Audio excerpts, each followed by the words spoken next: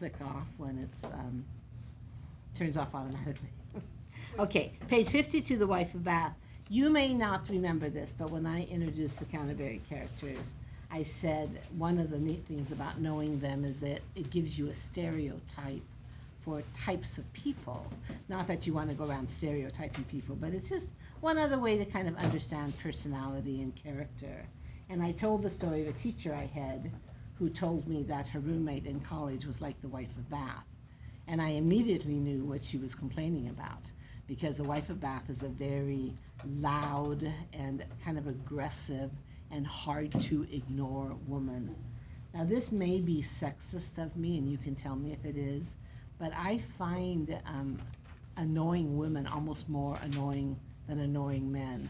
And I don't know why that is, but loud, shrieking female voices are like scraping your fingers across a chalkboard to me. I just, I don't do well. And it might be because I was raised with too many women. I don't know. But so this woman is very, very bold. Now I'm going to tell you a few things about her before I read it to you, and then as we read it, you can catch these. So she has a career. She weaves cloth and dyes it. And back then, that was a pretty good paying job, and pretty good for a woman if she had her own little business. And she wore a lot of clothing, like she wore layers of clothing and headdresses and robes and things like that.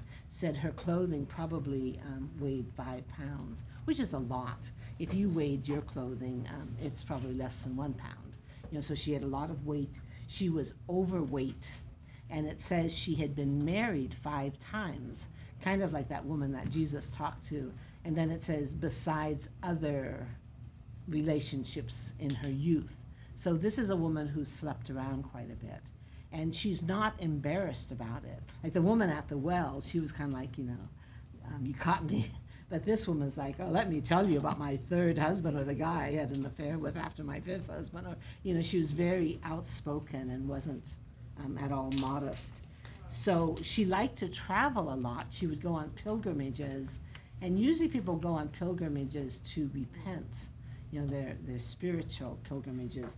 I think she probably went to tell stories about her lovers and to meet more men.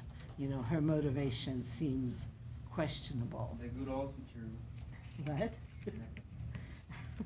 So try to catch what she's like. There's one little story about her too that always made me laugh, because she liked attention so much that the church tradition back then was if you had an offering to give during church, you would go up front and leave it on the altar.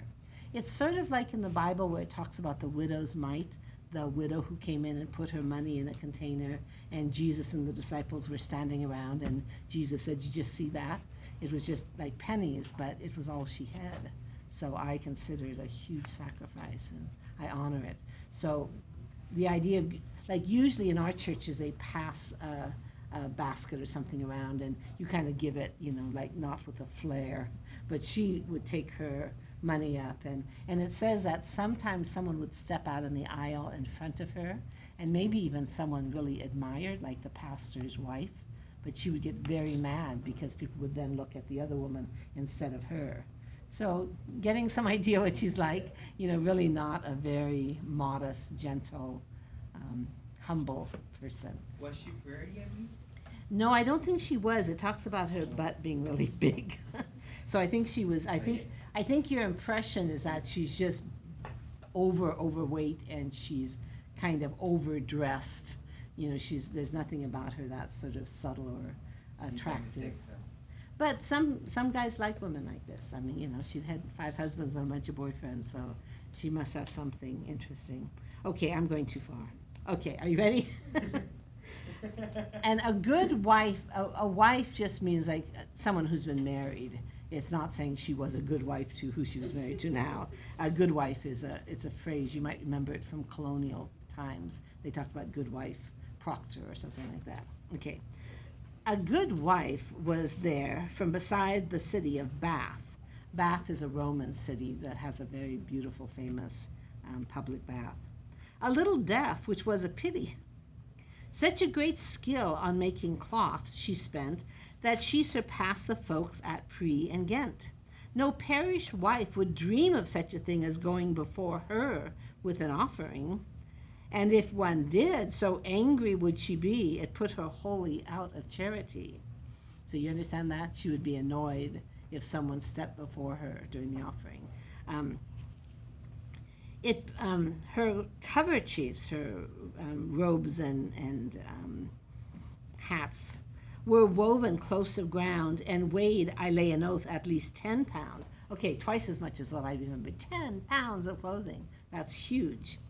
When of a Sunday they were on her head, her stockings were a splendid scarlet red and tightly laced, with shoes supple and new. Bold was her face, and fair and red of hue.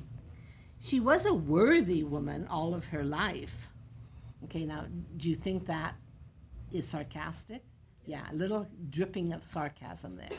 What a lady. He just described her, and it's like, oh. And then he says, wow, she was worthy.